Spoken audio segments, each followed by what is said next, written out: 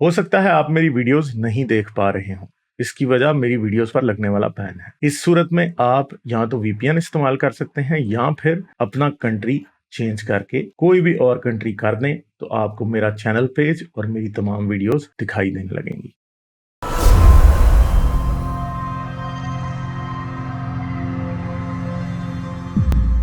کیا بات کریں گے؟ اچھا، تو آئی سا یور ڈیبیٹ جو آپ کیزر جو بھی ہے مفتی وغیرہ جو بھی تھے جن کے ساتھ آپ کی ڈیبیٹ ہوئی تھی. تو I have to comments and couple of questions. So the first comment is you did an awesome job. جو آپ کی ریسرچ وغیرہ تھی، جو آپ کی پریزنٹیشن تھی، بہت ہی بڑھیا تھی. shouldn't have nobody should have any doubt کہ ہاں وہ ایولیوشن ہوتا ہے وغیرہ وغیرہ جو بھی ہے. The other comment is related کہ اگر کسی میں جس کے پاس کوئی تھوڑا سا بھی اگر کامن سینس ہو تو اس کو تو کوئی شک ہونا ہی نہیں چاہیے کہ بھائی ایولیوشن ہوا ہے. ڈپینڈنگ آن اگر انہوں نے وہ پریزنٹیشن دیکھا ہو کہ how the chromosomes and the D N a how it's similar between humans and chimpanzees, تو کوئی ڈاؤٹ ہونا ہی نہیں چاہیے. تو اس کے لیے مطلب but I have couple of more questions like which Kaiser that person raised، اور آپ کے جواب میں نے سنے نہیں تھے وہ. However, I mean, I have some answers, but I think I'd like to hear it from you. But to extend that comment, right? کہ اگر فار ایگزامپل آج کے دنوں میں اگر if we have to prove کہ بھائی دو بندوں کے بیچ میں کوئی رشتہ ہے کہ نہیں، فار ایگزامپل پیٹرنیٹی ٹیسٹ، تو the safest or the جو بھی ایکسیپٹیبل ریزلٹس ہے، ہم کہتے ہیں بھائی ڈی این اے ٹیسٹ کرا لو تو اٹ ول بی پرووڈ کہ بھائی ان لوگوں کے بیچ میں باپ بیٹے کا یا باپ بیٹی کا وٹ ایور رشتہ ہے کہ نہیں. تو جو آپ نے presentation the and which prove that ہاں 99% ڈی این اے میچ کرتے ہیں، تو how can that be not taken as a proof کہ بھائی لینیج ہے، کہ بھائی ڈسینٹ ہے. اگر آج کے زمانے میں if every body like through out the world اگر ایکسپٹ کرتے ہیں کہ بھائی D N a test is a big proof کہ بھائی پیٹرنیٹی ٹیسٹ پروو کرنے کے لیے، تو how can that not be taken as a proof. وہ بندہ ہمیشہ کہتا رہا کہ ہمیں پروف دو، میرے کو پروف دو. بھائی اس سے بڑا پروف کیا ہوگا اگر تھوڑا سا بھی کامن سینس ہے. And I am not degrading جو بھی یہاں پر ریلیجیس لوگ سن رہے ہیں، کچھ بھی آپ لوگوں کو ڈیگریڈ نہیں کر رہا ہوں، بٹ اگر تھوڑا سا بھی تھوڑے کامن سینس ہے، ہم جانتے ہیں کہ ورلڈ وائڈ ایکسپٹیڈ ہے کہ بھائی پیٹرنیٹی test D N a test is a result جو ایون کورٹ میں پروو کرتا ہے کہ بھائی باپ بیٹا ہے کہ نہیں. تو ہاؤ کی not that be taken as a proof کہ بھائی چمپینزیز سے ڈسینٹ ہوا ہے بھائی اپنا. آپ نے مجھے ای میل تو نہیں کی تھی؟ نہیں میں نے آپ کو ای میل نہیں کی. ایک دوست نے ای میل کی تھی اور انہوں نے مجھ سے ریکویسٹ کیا تھا کہ آپ اس کو ایکسپلین کریں، اور جس لائن پہ آپ جا رہے ہیں اسی پہ ایکسپلین کرنے کا مجھے کہا تھا. اچھا ٹھیک ہے، مجھے نہیں پتا کہ وہ کون تھے، میرے ذہن سے ان کا نام نکل گیا، اور آئی تھنک کہ شاید میں ادھر نام شیئر بھی نہیں کر سکتا کیونکہ وہ نہیں چاہیں گے کہ ان کا نام جو ہے وہ شیئر کیا جائے. ٹھیک ہے، تو کیونکہ ای میل جب لوگ کرتے ہیں تو اپنا اصلی نام لکھ دیتے ہیں. تو مگر ایک چیز ہے جو کہ میں تھوڑا سا آپ کو اس کوسچن کو آنسر کرتا ہوں کہ کیا ہے یہ کوسچن بیسیکلی.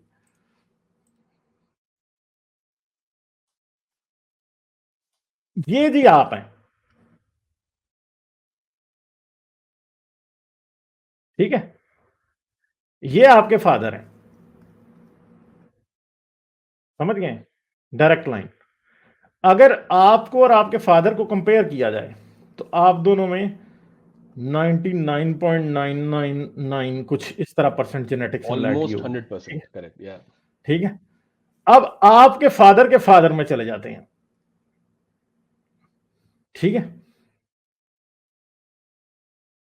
اس میں یہ تھوڑی سی کم ہو جائے گی، اور اس کے فادر میں چلے جاتے ہیں تو جینیٹک سملیرٹی اور کم ہوتی جائے گی. ٹھیک ہے، آپ کے سبلنگز میں اور آپ میں جینیٹک سملیرٹی بہت زیادہ ہوگی. اور کس بیس پہ ہوگی؟ فرض کریں انسان کے کروموسوم میں نا کچھ سیکوینس ہوتے ہیں، یہ جب جینیٹک ٹیسٹ لیتے ہیں نا جینیٹکس کا کہ جی باپ بیٹا ہے یا نہیں، تو اس میں فرض کریں گے کچھ سیکوینسز ہوتے ہیں ڈی این اے کے اندر. ٹھیک ہے، یہ ہائیلی میوٹیٹڈ سیکوینسز ہوتے ہیں جو جہاں پہ کرنٹلی بہت زیادہ میوٹیشن ہوتی ہے. ٹھیک ہے، ان سیکوینسز میں کچھ میوٹیشنز ایسی ہوں گی جو کہ آپ کے باپ اور آپ میں سملر ہے.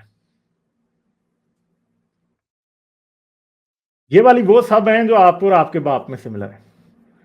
ٹھیک ہے، اب یہ آپ کا ڈی این اے آ گیا نیچے، یہ آپ کے باپ کا ڈی این اے فادر. या मदर ले लें, जो भी, ठीक है। ये आपके बाप का है कि यहां पे ये न्यूक्लियोटाइड पेयर बिल्कुल सेम है अंदर, या कुछ सीक्वेंसेस हैं जो कि बिल्कुल सेम है। अब ये आपका डीएनए आ गया। आपके डीएनए में क्या होगा कि इसी सीक्वेंस में ये एक म्यूटेशन और होगी, ये एक म्यूटेशन और होगी। हर एक जनरेशन से दूसरी जनरेशन में 70 नई म्यूटेशंस होती हैं।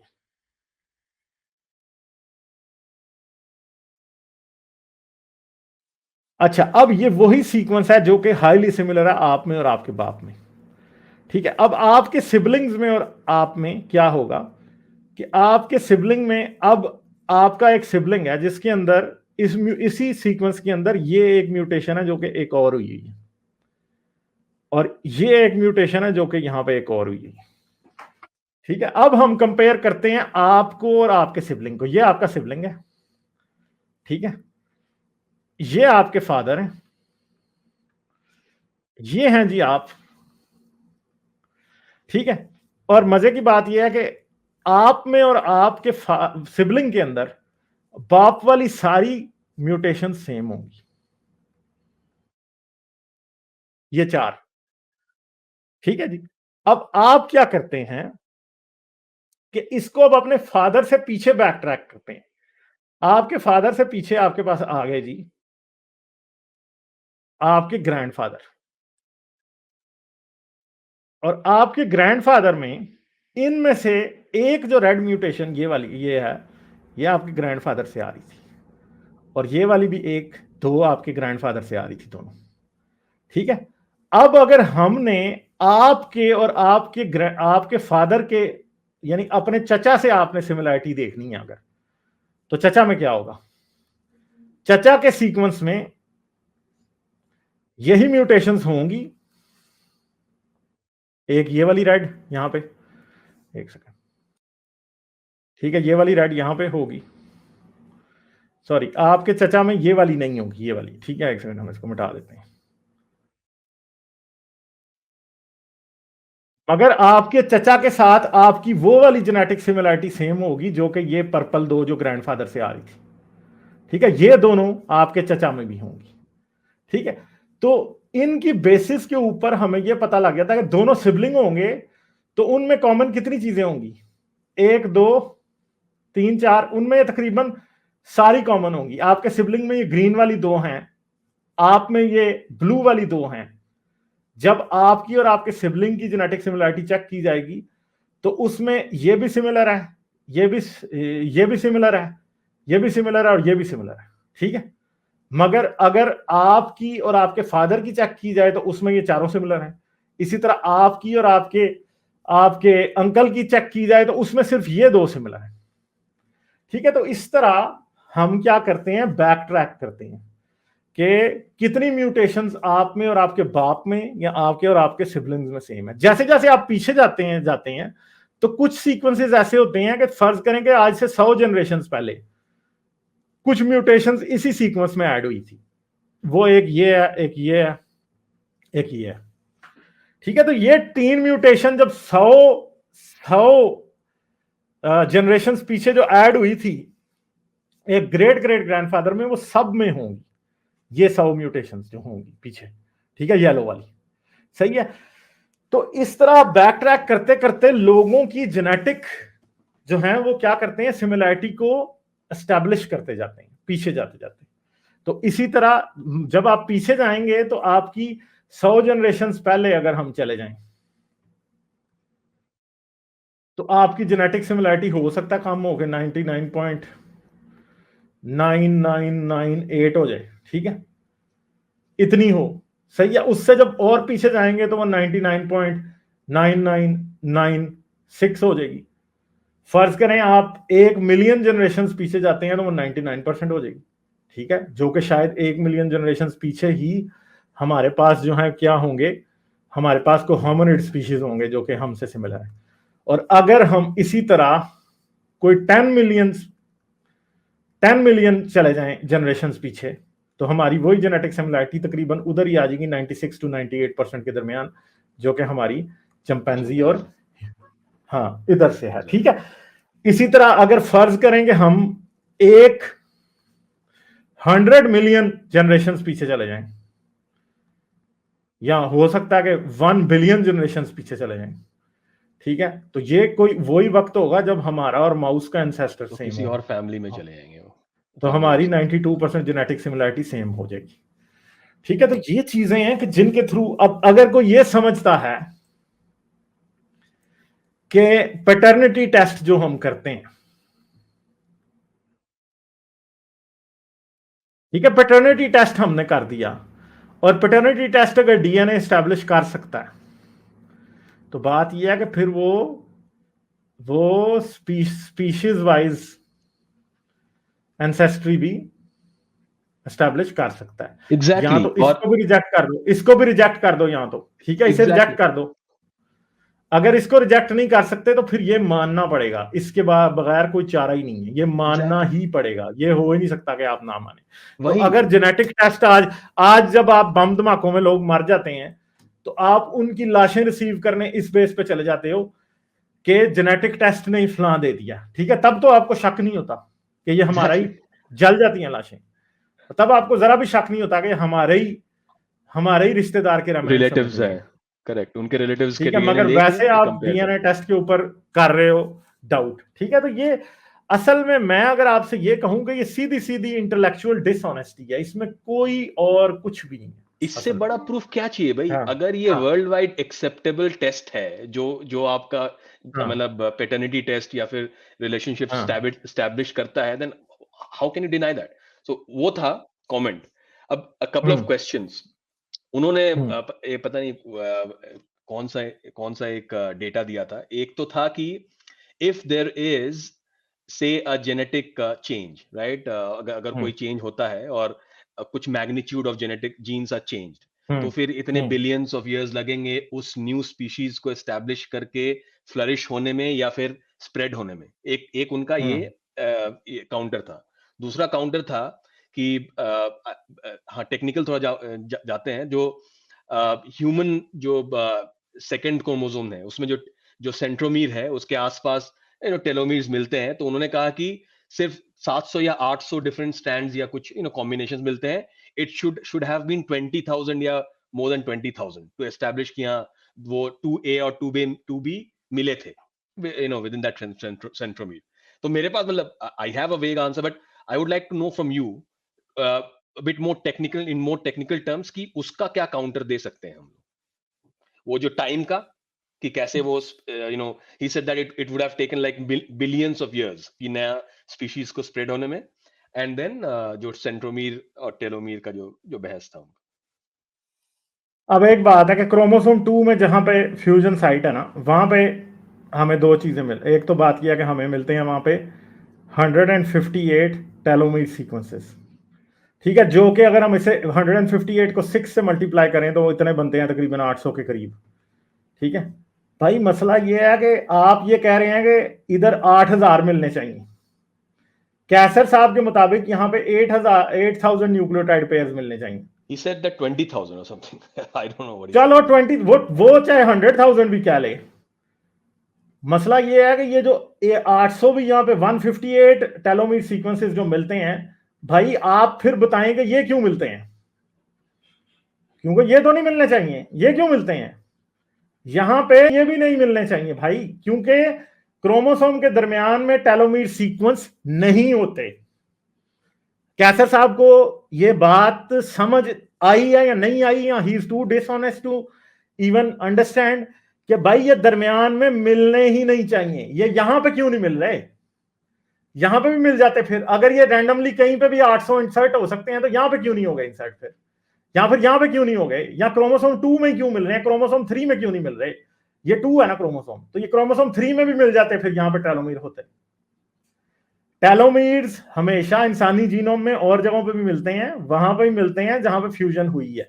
क्रोमोसोम 2 ही सिर्फ हमारा वो क्रोमोसोम नहीं है जिसमें फ्यूजन हुई है, इसके अलावा भी फ्यूजन हुई है, जो कि चिंपैंजी के साथ हमारी कॉमन एंसेस्ट्री से पहले हुई है। और वो जो है वो फ्यूजन हमें और भी मिलती हैं, एक से ज्यादा क्रोमोसोम फ्यूज हुए हैं। दूसरी बात है कि कैसर साहब ने बाद में मेरे रिस्पॉन्स भी बनाने शुरू किए हैं, मगर कैसर साहब एक क्वेश्चन को बड़े आराम से डॉज कर गए हैं। वो क्या है, वो क्या क्वेश्चन है, वो भी अब आप जरा देख लें। क्रोमोसोम 2 में मैंने सिर्फ सेंट्रोमीर होने, टेलोमीर होने की बात ही नहीं की थी।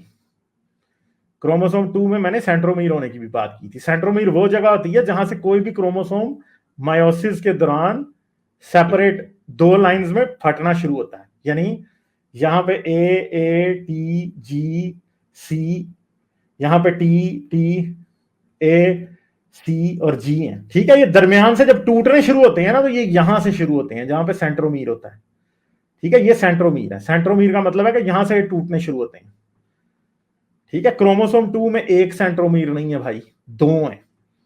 एक और भी सेंट्रोमीर है, एक क्रोमोसोम 2A वाला सेंट्रोमीर है, तो एक क्रोमोसोम 2B वाला सेंट्रोमीर है। एक्टिव जो है वो 2A वाला है, 2B वाला जो है वो इनएक्टिव है, मगर एग्जिस्ट करता है। जिस तरह इसका टेलोमीर्स का एक खास सीक्वेंस है ना, इसी तरह ये इसका सेंट्रोमीर का भी एक खास सीक्वेंस है। तो हमारे पास एक फोल्ड एविडेंस नहीं है, हमारे पास 2 फोल्ड एविडेंस है। हमें इस बात का पक्का पता है कि दो क्रोमोसोम फ्यूज हुए हैं। दो क्रोमोसोम फ्यूज होने की वजह क्या है, हमें एविडेंस किस बात से मिलता है? ऐसे भी हो सकता था कि दो क्रोमोसोम 2 स्प्लिट होके चिंपैंजी और ओरंगुटान के अंदर जो है वो क्या बन गया है, वो एक नया, आपके पास दो क्रोमोसोम बन गए हैं उससे, ठीक है। क्रोमोसोम 2 से क्रोमोसोम 2A और क्रोमोसोम 2B बन गए, ठीक है। मगर प्रॉब्लम यह है कि अगर ये फिशन होती ना, और फिशन भी होती है, इंसान के क्रोमोसोम में फिशन भी हुई है। फिशन का मतलब है टूटना क्रोमोसोम का, फ्यूजन का मतलब है दो क्रोमोसोम्स का आपस में जुड़ जाना। इंसान के क्रोमोसोम में फिशन भी हुई है कुछ जगहों पे, वो फिर एक बाद की बात है, हम उसको फिर कर लेंगे डिस्कस किसी टाइम, ठीक है। मगर प्रॉब्लम ये है कि फ्यूजन का जो सिग्नेचर है ना, वो ये होता है कि टेलोमीर भी मिलता है और सेंट्रोमीर भी, एक और सेंट्रोमीर मिलता है जो कि डोरमेंट होता है, ठीक है। तो क्रोमोसोम 2B वाला जो सेंट्रोमीर है वो यहाँ पे डोरमेंट है पर एग्जिस्ट करता है।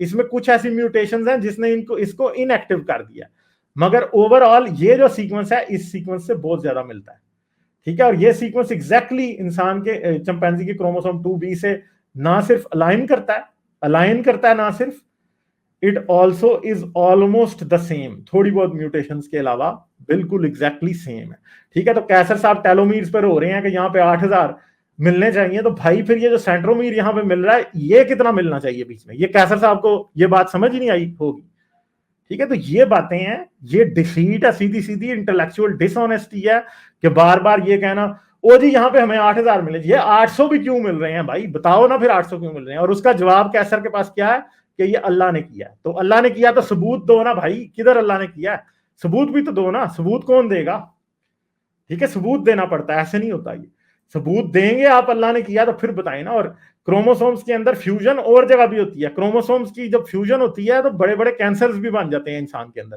कैंसरस सेल्स के अंदर इंसान का क्रोमोसोम 2 जाके क्रोमोसोम 14 या क्रोमोसोम 18 के साथ मिल जाता है। अब बताएं, एक नया कैंसर बन जाता है। कैंसर की इतनी टाइप्स हैं जो कि क्रोमोसोम फ्यूजन, फिजन और बड़े और मसलों की वजह से होती है, ठीक है जी, समझ गए मेरी बात?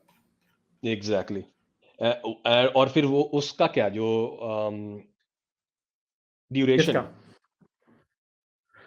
ड्यूरेशन का मसला ये है कि कैसर साहब को इस बात का पता ही नहीं है। मुझे असल लगता में म्यूटेशन उनका वो तो बेसलेस उनका वो था, डेटा था। मैंने I don't know from where did you get that data, लेकिन वो जो ड्यूरेशन का था पता नहीं, आप शायद ज्यादा अच्छी तरह बोल पाओगे। अभी मैंने आपको बताया कि 70 म्यूटेशंस जो हैं वो इंसान के बाप से बच्चों में होती हैं, ठीक है।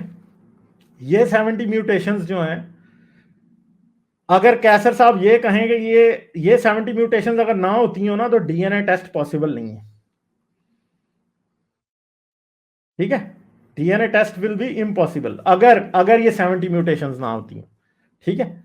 और ये 70 म्यूटेशन सिर्फ डीएनए के उस जगह पे होती हैं जिसको बाकायदा इंसान में चेक किया जाता है, पेरेंटल और चाइल्ड रिलेशनशिप या जेनेटिक सिमिलैरिटी को साबित करने के लिए दो रिश्तेदारों में, ठीक है। तो पहली बात यह है कि अगर कैसर साहब कह रहे हैं कि 15 बिलियन ईयर्स में एक म्यूटेशन होती है, तो भाई ये फिर 70 कैसे हो जाती हैं, बताएं फिर हमें। फिर कैसर साहब कह देंगे डीएनए साइंस जो है वो सारी बकवास है, क्योंकि जो है वो हो ही नहीं सकती, ठीक है, ये म्यूटेशन क्यों।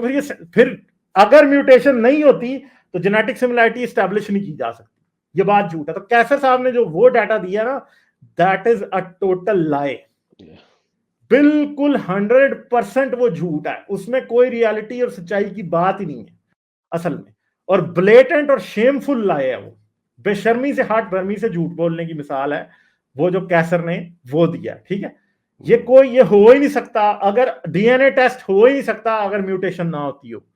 کیسر کو اگر پہلی تو بات یہ ہے کہ کیسر کو یہاں تو اس بات کا پتہ نہیں ہے, اور اگر نہیں پتا تو پھر کیسر کی حالت قابل رحم ہے کیونکہ اس بیچارے کو بالکل بھی کچھ نہیں پتا. اور اگر اس کو پتا ہے تو دین ہی از a totally dish honest person, جس کو بالکل بھی ذرا بھی نہیں پتا, مطلب اس کو پتا ہوتے ہوئے بھی صرف اس لیے جھوٹ بول رہا ہے کہ جی وہ صرف ایوولوشن کو جھوٹ ثابت کرنا چاہتا ہے. تو سمپل سی بات ہے, میوٹیشن نہیں ہوتی بھائی. میوٹیشن کیوں نہیں ہوتی؟ میوٹیشن, اور وہ کیسر نے یہ کہا کہ پوائنٹ میوٹیشن, ایک پوائنٹ میوٹیشن کو 15 بلین ایئرز لگتے ہیں. ٹھیک ہے, وہ یہ کہہ رہا ہے 15 بلین ایئرز. تو میں اب آپ سے ایک بات کرتا ہوں کہ جو کروموسوم کتنی قسم کی میوٹیشنز ہوتی ہیں, انہیں کہتے ہیں جنہیں کہتے ہیں میکرو میوٹیشنز. ٹھیک ہے, یہ کون کون سی بنا دیتے ہیں؟ ہاں, جو کہ پورے کروموسوم کو بدل دیتی ہیں, کروموسوم کو بدل دیتی ہیں. ٹھیک ہے,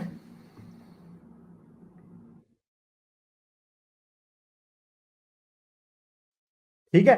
اس میں ایک بات آپ یاد رکھیں, پہلی فیوژن, ٹھیک ہے, فشن, ٹھیک ہے, انسرشن, ڈیلیشن, ٹھیک ہے. اس کے علاوہ کیا اس کو کہتے ہیں, ٹرانسپوزیشن. ٹھیک ہے, ٹرانسپوزیشن کے علاوہ ہمارے پاس آ جاتی ہے ادھر کیا اس کو کہتے ہیں, جین ڈپلیکیشن.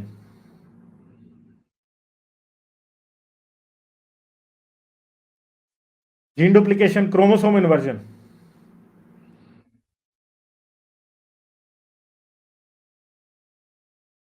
ٹھیک ہے, یہ صرف these are only a few جو میں بتا رہا ہوں. کم از کم یہ 20 قسم کی ایسی میوٹیشن ہیں جنہیں میکرو میوٹیشنز کہتے ہیں, جس میں ایک نیوکلیوٹائڈ پیئر نہیں ہوتی. پوائنٹ میوٹیشن میں کیا ہوتا ہے کہ ایک اے جو ہے وہ جی میں, ایک اے جی میں بدل گیا, یا ایک ٹی جو ہے وہ جی میں بدل گیا. یہ پوائنٹ میوٹیشن ہوتی ہے کہ ایک نیوکلیوٹائڈ کا دوسرے میں بدل جانا, یہ پوائنٹ میوٹیشن ہوتی ہے. مگر فیوژن کے دوران آپ کے پاس بلینز آف نیوکلیوٹائڈ پیئرز بدل جاتے ہیں. ٹھیک ہے, فشن کے دوران پورا کروموسوم بدل جاتا ہے. یہ اتنا زیادہ ہے. جین ڈپلیکیشن کیا ہے, فرض کرو ایک جین ہے, اس کے 1,00,000 نیوکلیوٹائڈ پیئرز ہیں. ٹھیک ہے, وہ جین آپ کے کروموسوم میں ایگزسٹ کرتا ہے اس جگہ پہ. ٹھیک ہے, اب جین ڈپلیکیشن میں کیا ہوگا کہ یہی جین کی ایک اور کاپی کریٹ ہو جائے گی. یہ یہاں سے اٹھے گا, ایک کاپی اس کی اوریجنل کاپی ہوگی یہاں پہ, اور ایک کاپی اس کی یہاں سے دوبارہ انسرٹ ہو جائے گی. یہ 2 کاپیز بن گئی. اب مجھے بتائیں, اس میں 1,00,000 پیئرز کاپی ہو گئے دوبارہ. اگر یہ پوائنٹ میوٹیشنز کے ذریعے یہ ہونا ہوتا نا پورا, تو یہ چیز امپاسبل تھی. ٹھیک ہے, مگر یہ پوائنٹ میوٹیشنز کے ذریعے نہیں ہوا, یہ پورے کا پورا سیکوینس ہی ایک بار اٹھ کے دوبارہ اسی سیکوینس کے قریب ہی کہیں کاپی ہو گیا. یہ تماشا ہے جو ایوولوشن کرتی ہے ہمیشہ, جو میوٹیشن کرتی ہے, اور پھر انہی جینز کی کاپیز سے نئی پروٹینز, آلموسٹ سملر پروٹینز بننے لگ جاتی ہیں. ٹھیک ہے, پھر اب جب ہر ڈی این اے سیکوینس کے قریب ایک ایکٹیویٹر ہوتا ہے. ٹھیک ہے, ایک ایسا سیکوینس ہوتا ہے کہ جو کہ اس جین کو ایکٹیویٹ کرتا ہے. ٹھیک ہے, اب یہ ایکٹیویشن سیکوینس جو ہے نا, یہ بڑا انپورٹنٹ ہے. جس کے پاس یہ ایکٹیویشن سیکوینس ہوگا نا, وہی جین کام کرے گا, دوسرا نہیں کرے گا. اب یہ جین تو ڈپلیکیٹ ہو گیا, مگر ایکٹیویشن سیکوینس یہاں پہ مسنگ ہے. ٹھیک ہے, یہ مسنگ ہے ایکٹیویشن سیکوینس. تو کیا ہوتا ہے کہ یہ جو جین ہے نا, یہ کبھی بھی پروٹین انکوڈ نہیں کرے گا. یہ والا جین جب یہ کبھی بھی پروٹین انکوڈ نہیں کرے گا نا, تو اس کے لیے اس کے پاس ایک اپرچونٹی ہے. جب یہ والا جین پروٹین کرتا ہے پروڈیوس, تو اس کے ساتھ ایک بہت بڑا پرابلم ہے. وہ کیا ہے کہ فرض کرو اس میں ایک ہارمفل میوٹیشن ہوگی یہاں پہ, تو جو آف سپرنگ ہوگا نا, اس میں وہ ہارمفل میوٹیشن کی وجہ سے مر جائے گا. سمجھ گئے, یہاں پہ डेथ आ जाएगी इस हार्मफुल म्यूटेशन की वजह से। मगर फर्ज करें इसके अंदर एक म्यूटेशन आ गई यहां पे, तो ये क्योंकि प्रोटीन ही इनकोड नहीं कर रहा, तो क्या होगा कि वो फिर भी सरवाइव करेगा ऑफस्प्रिंग। अब मसला ये है कि ये जो है ना जीन की कॉपी, डुप्लीकेट जीन, जिसे सूडो जीन कहते हैं, ये हाई म्यूटेशन जोन होता है, और over the course of hundreds of thousands of years या over the course of millions of years, ये क्या करेगा, ये इतनी बार म्यूटेट होएगा कि उसके बाद किसी वजह से अगर ये एक्टिवेट हो जाए यहां पे, तो क्या होएगा, इसके पास एक नया फंक्शन होगा। यहां तो ये कैंसर बन सकता है, ठीक है, या फिर ये बेनिफिशियल म्यूटेशन बन सकता है, ठीक है। तो एवोल्यूशन खुल के यहां पे खेल रही है, यहां पे म्यूटेशन यहां पे खुल के खेल रही है, इसमें खुल के नहीं खेल सकती, ठीक है। तो कोई वक्त ऐसा भी आ सकता है कि इस जीन की कॉपी से एक नया जीन बन गया है, वो जीन जो है वो हाईली सिमिलर है, मगर उसका फंक्शन इस जीन से ज्यादा बेहतर बेनिफिशियल है, ठीक है। तो क्या होगा कि बड़ा ही डिफरेंट किस्म की म्यूटेशन हो जाएगी, मैक्रो म्यूटेशन जिसको आप कहते हैं, वो हो जाएगी। तो यूं एवोल्यूशन काम करती है। एवोल्यूशन के पास बहुत सारे टूल्स हैं। एवोल्यूशन, जैसे जैसे हम मजीद एवोल्यूशन को समझते जा रहे हैं, हमें समझ आता जा रहा है कि बड़ा स्ट्रेट फॉरवर्ड और जबरदस्त प्रोसेस है। बट ये होता कैसे है, ये कैसे काम करता है, ये हमें, हमारी अंडरस्टैंडिंग बढ़ रही है, और दिन ब दिन हमें ये पता लग रहा है कि एवोल्यूशन का जो मैकेनिज्म है ना, वो बहुत ज्यादा डाइवर्स है, बहुत ज्यादा प्लास्टिक है, बहुत ज्यादा उसके अंदर पोटेंशियल है लाइफ को चेंज करने का। और एवोल्यूशन के जो टाइमिंग है ना, कि एवोल्यूशन कितनी जल्दी होती है, असल में अगर जेन्युइन साइंस को देखा जाए, ये क्रिएशनिस्ट साइंस को ना देखा जाए, इंटेलिजेंट डिजाइन वाली कैसर अहमद राजा के जो उस्ताद हैं, माइकल बीही वाली साइंस को अगर ना देखा जाए, क्रिश्चियन उस्ताद वाली, तो आज हमें ये पता लग रहा है कि एवोल्यूशन के पास, डार्विन बेचारा ये समझता था एवोल्यूशन के पास एक ही मैकेनिज्म है, म्यूटेशन। और बहुत अरसे तक हम लोग यही समझते रहे कि एवोल्यूशन के पास सिर्फ और सिर्फ एक मैकेनिज्म है, पॉइंट म्यूटेशन। मगर बाद अज़ां हमें आहिस्ता आहिस्ता ये पता लगा कि एवोल्यूशन के पास बहुत सारे मैकेनिज्म, पूरे पूरे क्रोमोसोम बदल जाते हैं, क्रोमोसोम टूट जाते हैं, क्रोमोसोम दो मिलके एक नया बना देते हैं, क्रोमोसोम्स इन्वर्ट हो जाते हैं, जीन्स डुप्लीकेट हो जाते हैं, रेट्रोवायरसेस जेनेटिक्स जीन्स के अंदर आ जाते हैं। रेट्रोवायरसेस जो है, इवन के रेट्रोवायरसेस जो प्रोटीन प्रोड्यूस करते हैं, आज इंसान मां के पेट में वही प्रोटीन, एक वायरस की चुराई हुई प्रोटीन, जो कि किसी टाइम रेट्रोवायरस के तौर पे हमारे जीनोम में एंटर हुआ था, उसकी प्रोटीन आज हम यूज कर रहे हैं, ठीक है। तो ये चीजें मतलब गालिब जी, आप ये कह रहे हैं कि प्रीवियसली हम लोग ये सोचते थे, अकॉर्डिंग टू डार्विन, कि mutation would be gradual because of point mutations, लेकिन लाइक साइंस हैज प्रूव्ड कि अब ग्रेजुअल ना होके इंस्टैंटेनियसली अब हमें ये पता है कि एक्सेलरेटेड फेजेस होते हैं एवोल्यूशन के, ठीक है। एवोल्यूशन के एक्सेलरेटेड फेजेस होते हैं। म्यूटेजेंस किन चीजों को कहा जाता है जो कि म्यूटेशन को इंक्रीज करते हैं? जैसे कि ओजोन में सुराख हो गया, रेडिएशन जमीन पे आने लगी, उसकी वजह से म्यूटेशन बहुत बढ़ गई, ठीक है। तो ये म्यूटेजेंस कोई नया केमिकल एनवायरनमेंट में इंट्रोड्यूस हो गया, जिसकी वजह से एक अजीब सिचुएशन क्रिएट हो गई, और उसकी वजह से ज्यादा म्यूटेशन होने लगी, ठीक है। तो आज इतने ड्राइविंग फैक्टर्स एवोल्यूशन के हमारे सामने आ गए हैं कि अब इम्पॉसिबल है ये डिनाई करना कि एवोल्यूशन नहीं होती। मगर जाहिर बात है कि कुछ लोगों का क्योंकि मजहबी एजेंडा है, इसलिए वो हमेशा ये कहेंगे एवोल्यूशन नहीं होती। वो कभी म्यूटेशन पे अटैक कर रहे हैं, कभी किस पे कर रहे हैं, मगर वो सिर्फ अपने आप को स्टूपिड साबित कर रहे हैं, इसके अलावा कुछ नहीं, ठीक है। और इसी पर मेरा बेस्ड करके जो दूसरा सेकंड क्वेश्चन था कि जो ये मजहबी या फिर रिलीजियस जो एंटिटीज हैं, वो लोग हमेशा ह्यूमन एवोल्यूशन के ऊपर ही क्यों तवज्जो देते हैं? Why not, like, because I mean, क्या ह्यूमंस एनिमल्स नहीं है क्या? Why not evolution as a whole, मतलब विद अदर द फैमिलीज। देख लेना, अभी कैसर साहब के साथ तो हैंड हो गया ना, था वो भी स्पेसिफिकली ह्यूमन एवोल्यूशन के ऊपर ही था। क्योंकि वो तो कैसर साहब के साथ हैंड हो गया ना। कैसर साहब को मैंने तो यही कहा था, कैसर साहब ने मुझे कहा जी एवोल्यूशन पे डिबेट करनी है, मैंने कहा चलो एवोल्यूशन पे डिबेट करते हैं। उसने कहा नहीं नहीं, एवोल्यूशन बहुत बड़ा टॉपिक है, मैं उस पर नहीं कर सकता, मेरे साथ फलां पे करो, पॉइंट म्यूटेशन पे करो, मेरे साथ इस पे करो, इस पे करो। तो मैंने कहा चलो ह्यूमन एवोल्यूशन पे कर लें। तो कैसर साहब बड़े खुश हो गए, क्योंकि उन्हें लगा कि वो ये तो बड़ा बुरा फंसेगा ह्यूमन एवोल्यूशन के ऊपर। مگر بعد میں کیسر کے ساتھ ہینڈ ہو گیا کیونکہ کیسر کو سمجھ نہیں آئی کہ ہیومن ایوولوشن کا ایویڈنس یہ بیچارے سمجھ کے بیٹھے ہیں فاسلز اور ڈارون تک. بھائی بات تو بہت آگے آ گئی ہے. اب تو ہمیں ایوولوشن کے کتنے اور میکینزمز کا پتا ہے, ٹھیک ہے, اور کیسر کے پاس یہی ہے بس ابھی تک. وہ جی نہیں یہ نیو لمارکزم ہے. وہ بھائی یہ نیو, میں نے جو آپ کو بتایا وہ نیو لمارکزم نہیں تھا, ٹھیک ہے. ایوولوشن میں جو بھی چیزیں اب نئے نئے میکینزمز ڈسکور ہو رہے ہیں, اب یہ ان لوگوں کو بیوقوفوں کو یہ نہیں پتا, یہ اسے نیو لمارکزم اور لمارکزم کہنے لگ گئے ہیں. حالانکہ پرابلم یہ ہے کہ یہ چیزیں ایکسپیریمنٹ سے ثابت ہو چکی ہیں. باربرا میکلنٹاک نوبل لاریٹ, ٹھیک ہے, 1983 میں ملا تھا جس کو نوبل پرائز جینیٹکس میں.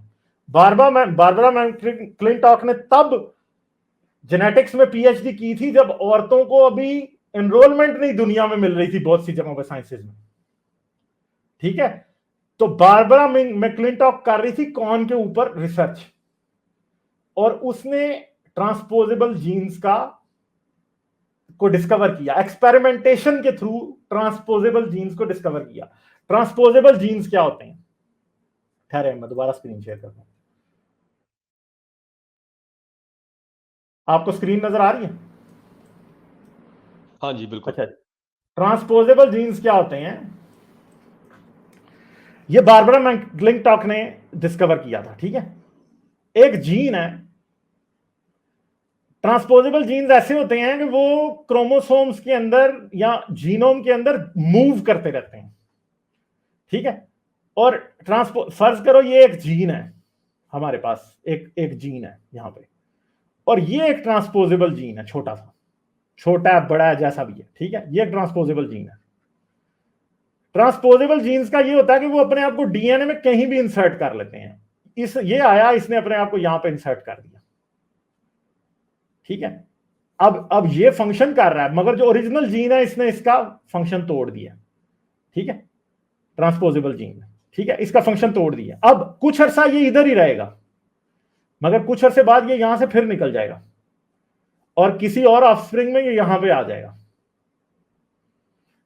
تو یہ ایک ایسی چیز ہے ٹرانسپوزیبل جینز کے, یہ نہ صرف یہ میوٹیشن کاز کرتی ہے, جب یہ یہاں سے نکل جائے گا تو میوٹیشن ریورس بھی ہو جاتی ہے, ٹھیک ہے. تو یہ ایسے میکینزم ہیں جن کو یہ کہا جاتا ہے کہ جب باربرا میکلنٹاک نے یہ میکینزم ڈسکور کیا تھا نا, تو جو بڑے بڑے جینیٹکس کے گرو تھے نا اس ٹائم کے, انہوں نے کہا تھا کہ یہاں تو یہ عورت بہت ہی انٹیلیجنٹ ہے, یہاں یہ انتہا کی پاگل ہے. ان کو یقین ہی نہیں آ رہا تھا اس بات پہ. اور بعد ازاں جب اس ٹرانسپوزیبل جینز کو جو کہ شفٹ کرتے رہتے ہیں جینوم میں, ایک جگہ سے اٹھ کے دوسری جگہ, دوسری سے تیسری جگہ, چوتھی پانچویں, جو کرتے رہتے ہیں, جب اس کی یہ ریسرچ کنفرم ہوئی تو باربرا میکلنٹاک کو نوبل پرائز مل گیا. اور پھر ٹرانسپوزیبل ایلیمنٹس نہ صرف کون میں ڈسکور ہوئے بلکہ انسانوں میں, چمپینزیوں میں, سب میں ڈسکور ہوئے, ٹھیک ہے. ہمارے پاس صرف تھوڑے بہت ٹرانسپوزیبل ایلیمنٹ ہیں جو کہ آج ایکٹیو ہیں, مگر چمپینزیز وغیرہ کے پاس کافی سارے ٹرانسپوزیبل ایلیمنٹس ہیں جو آج بھی ایکٹیو ہیں, ٹھیک ہے. تو یہ چیزیں, یہ ساری, پھر باربرا میکلنٹاک نے ایک پوری کی پوری جینیٹکس کی نئی فیلڈ شروع کر دی, ایپی جینیٹکس جس کو کہا جاتا ہے. اور اس فیلڈ میں صرف یہی ثابت نہیں ہوا, اس میں ڈپلیکیٹ جینز بھی ثابت ہوئے ٹرانسپوزیبل ایلیمنٹس کے حوالے سے. پھر بعد میں ریٹرو وائرسز کے اوپر بھی کافی ساری ریسرچ ہوئی, جو ایک میکینزم باربرا میکلنٹاک نے بتایا تھا, اس سے بہت کچھ آگے سائنسدانوں کے لیے دروازہ کھل گیا کہ جینز ڈپلیکیٹ بھی ہوتے ہیں. ریٹرو وائرسز جو ہیں وہ ایک بار ڈی این اے میں گھس جاتے ہیں تو اپنی کاپیز کریٹ کرتے رہتے ہیں.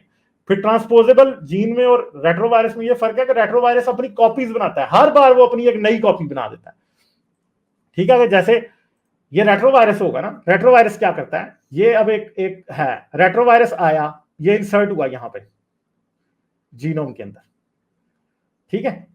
مگر کچھ عرصے بعد انسان کی ریپروڈکشن کے اندر اس کی ایک اور کاپی بن جائے گی, ٹھیک ہے.